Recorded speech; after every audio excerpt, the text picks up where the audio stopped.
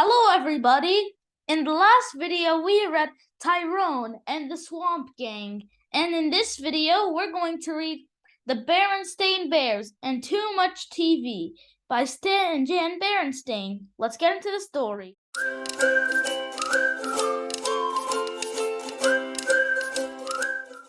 It was a fine spring day in bear country. The bluebirds were singing, the trout were leaping, and except for one small cloud of dust billowing behind the school bus as it came over the hill, the air was sparkling clean. Mama Bear was inside the family's treehouse, fixing brother and sister bear's after-school snack.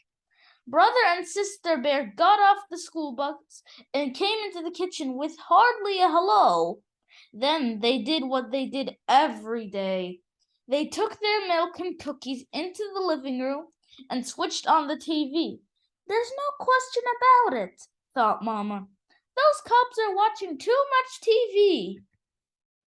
Later, when Papa Bear came in from his shop and joined brother and sister, Mama became even more convinced. There's absolutely no question about it. The whole bear family is watching too much TV. She wasn't quite sure how it happened. Maybe it began when the old fuzzy pictured black and white set broke down and they got a big new color set. Or maybe it started when Papa put the big antenna up on top of the treehouse and brought in pictures from all over bear country. But however it had happened, one thing was sure. The bear family was spending more and more time watching television and less time with all the other things they might be doing instead. The bear family had always had lively conversations around the dinner table, but not lately. Lately, they just sat around and chewed. The cubs had all kinds of fun playing outdoors, but not anymore. They were too busy watching Nutty Bear and the Bear Stooges. That evening after dinner, when brother and sister scampered in to turn on the TV, Mama stopped them and said her piece. We've been watching altogether too much television around here. But Mama, said brother, Nutty Bear is coming on and we'll miss it. And the Bear Stooges, added sister. Well, you'll just have to miss them, said Mama firmly.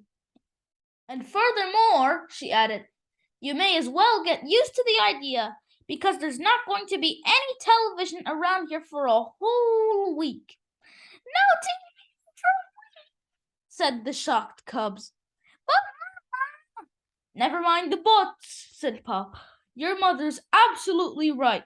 There's a lot more to life than TV, like homework, for instance, and fresh air and sunshine and exercise. No TV for a week is an excellent idea. Now, if you'll excuse me, there's a sports show I want to watch. Just a moment, Papa, said Mama.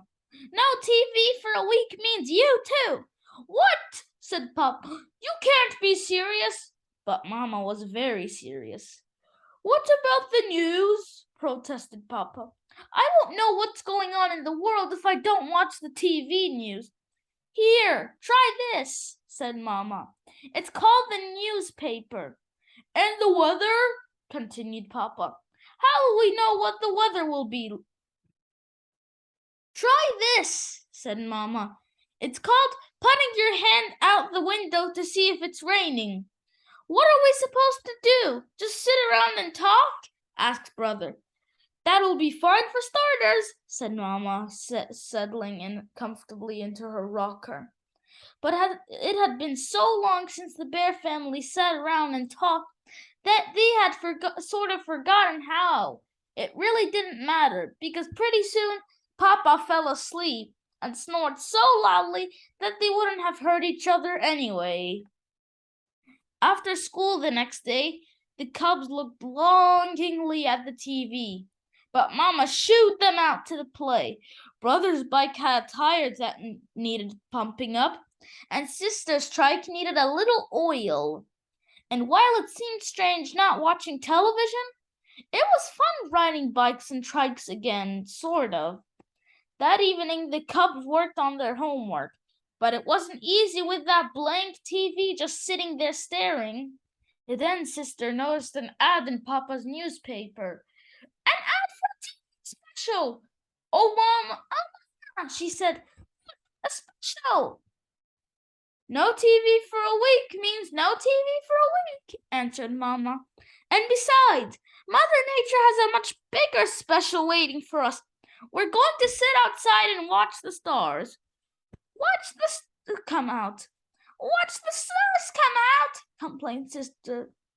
I don't know if I can stand the excitement, said Brother. But as they sat out under the great sky, a spell came over the bears. It was all so big and beautiful. The bears stared at the sky. So far, not a single star. Look, cried Sister. Something's flying. Bats, said Papa. Out for their breakfast of insects. Breakfast? Asked Brother. That's right, answered Papa. Bats sleep during the day, so this is their breakfast time. I see a star, cried Sister. She had found the first tiny star. Soon there were others, and after a while, this whole sky was full of stars, and it was very special, more special than anything they'd ever seen on TV. It was a sharper picture, too, and a much, much, much bigger screen. The bear family did all sorts of interesting things over the next few days, so interesting that they hardly thought about TV. They went on a nature walk and watched tadpoles hatch out of eggs. They watched an orb spider spin a magnificent web. They went shopping at the Bear Country Mall. Sister used some of her savings to buy a knitting spool and some yarn. Brother bought a cube puzzle. They did have to keep an eye on Papa, though. When they were at the mall, the cubs caught Papa in the TV store, sneaking a look at a game show. Another time, he went downstairs in the middle of the night for a peek at the late movie, but Mama and the cubs stopped him just in time. The next evening, it was the last day of their no TV week. The Bear family was having a lively conversation at the dinner table. They all agreed that the week had been a success, but Brother had a question. Mama, he asked, what is it you don't like about TV? What do you have against it? Goodness, said Mama. I don't have anything against TV. I like it. What I'm against is the TV habit, sitting in front of it all day after day like old stumps waiting for dry rot to set in. Well, said Brother, tomorrow I'm going to get a whole bunch of snacks and watch TV all day. Me too, said Sister. Me too, said Papa.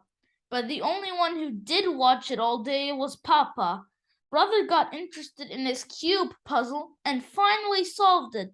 Sister started knitting a rug on her knitting spool. Finally, even Papa had enough and decided to bait his hook for a couple of those leaping trout. Okay, guys, that was the end of the story. I hope you liked it, and I'll see you in the next one. Bye!